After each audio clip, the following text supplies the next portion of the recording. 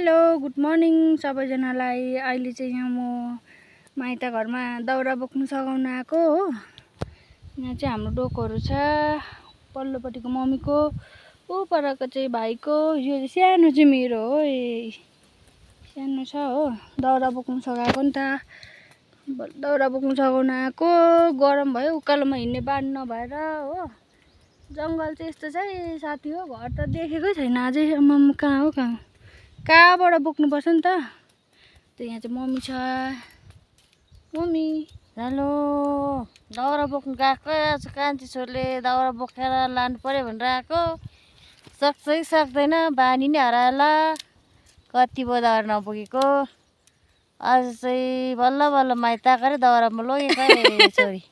ओङ्गेल ऊ यहाँ चाहिँ मेरो भाइ चाहिँ हेलो भन्दै त भाइ। हेलो ल साथी हो, अब अहिले भरे म दाउरा बोकेको देखाउँछु ल तपाईँहरूलाई। दाउराहरू माथि छ अझै दाउरा त यहाँ होइन हो। यस्तो झर्ती भएर गएको नि त। हामी त यस्तै हो भनेर यस्तो भयो। ल गाइस बाई बाई। अहिले म दाउरा बोकेको देखाउँछु ल तपाईँलाई।